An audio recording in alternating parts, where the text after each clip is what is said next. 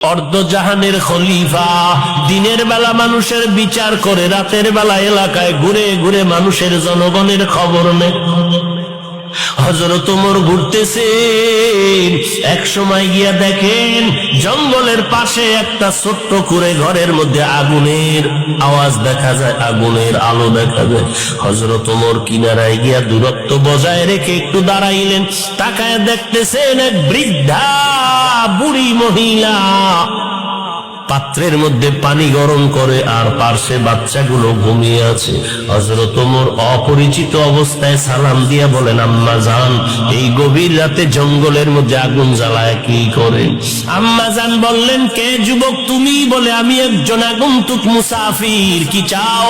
বলে, আমি ঘুরে ঘুরে দেখি কারো কোনো সমস্যা আছে কিনা, উপকার করতে পারি কিনা।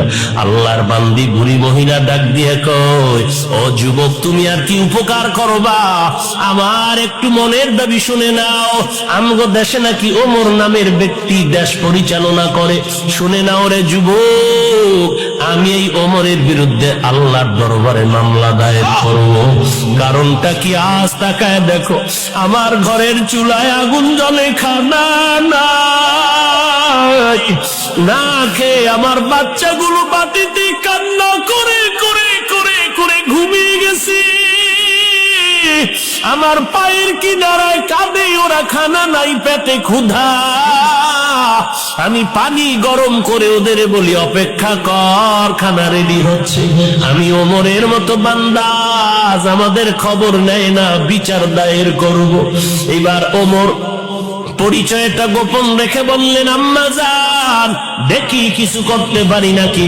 সোজা চলে গেলেন অর্থ মন্ত্রণালয়ে গিয়া এক বস্তা আটা রেডি করিয়া, সাথে আছে এক ব্যক্তি, তার গোলাম আসলাম নামের পিএস। ওই গোলাম রে ডাক দিয়া কয়, আসলাম, আটার বস্তা আমি ওমরের মাথায় উঠাইয়া দাও। গোলাম আসলাম ডেকে বলেন, খলিফাতুল মুসলিমিন, আপনার মাথায় কেন আটার বস্তা দিব? আমি গোলাম, আমার মাথায় দেন। এইবার ওমর ডাক দিয়ে কয়, রে আসলাম, ওরে বান্দা, ভালো করে শুনো, এই যে আমার দায়িত্ব পালন করা তো আমার উপরে দায়িত্ব, আমার দায়িত্বের জবাব কি তুমি দিবা? বলে, না। বলে, যদি তাই হয় তো আমার জবাব আমাকে দেওয়ার জন্য রেডি করে দাও, কারণ কিয়ামতের ময়দানে আসামির কাঠগড়ায় দাঁড়াতে চাই না।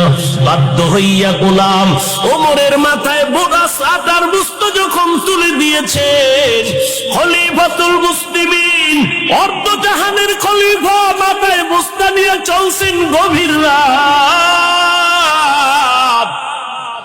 বুড়ি মহিলার ঘরের কিনারায় গিয়া ওমর চোখের পানি ছেড়ে বলেন, আম্মা জান, আপনি ভেতরে চলে যান।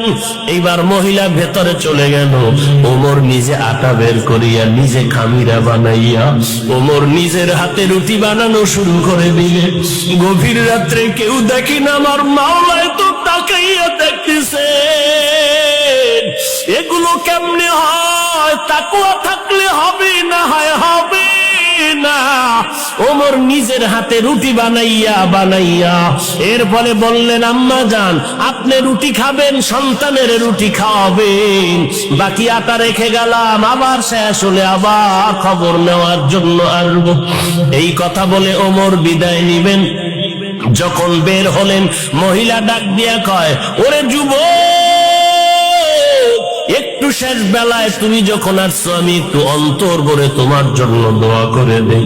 আল্লাহ যদি তোমারে আজকে দেশের পরিচালনার দায়িত্ব দিতেন, তাহলে দেশের মানুষ আর কোনোদিন কষ্টে থাকতে পারত না। আমি দোয়া করি তোমার মতো বান্দাটারে যেন দিয়ে আল্লাহ উম্মতের খেদমত নেয়। ওমর চলে গেলেন। পরের দিন আদালতে বসিয়া মসজিদে নববীতে বার্তাবাহক পাঠায় বলে, অমুক এলাকায় এক বৃদ্ধা মহিলা, তাকে ডেকে আমার আদালতে হাজির করো। মহিলার কাছে যখন খবর চলে গেল, আপনাকে খলিফাতুল মুসলিমিন ডাকছেন, তাড়াতাড়ি চলেন, ওমর ডেকেছেন। মহিলা তো জানে না গত রাত্রের যুবকটাই ছিল ওমর, খলিফাতুল মুসলিমিন।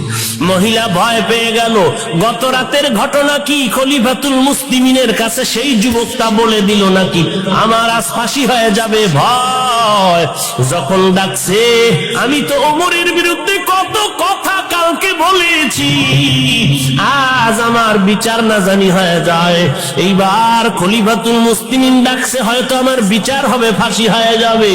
নিজেকে শেষ বিদায়ের মনে করিয়া সন্তানগুলোর থেকে কান্না করে করে বিদায় নেয়, আর বলে সন্তানেরা চির বিদায় দাও, গতকাল আমি খলিফাতুল মুসলিমিনের বিরুদ্ধে কথা বলেছি, আজ বিচার হবে। এদিকে ওমর অপেক্ষায় আছে। মহিলা হেঁটে হেঁটে হেঁটে হেঁটে খলিফাতুল মুসলিমিনের দ্বার প্রান্তে যখন এসে গেল, দরওয়াজা দিয়ে তাকায় দেখে গতকাল রাতের সেই যুবক দাঁড়িয়ে আছে। দেখিয়া ভয় পেয়ে গেল মহিলা। ওমর ডাক দিয়া কয়, মা কোনো ভয় না।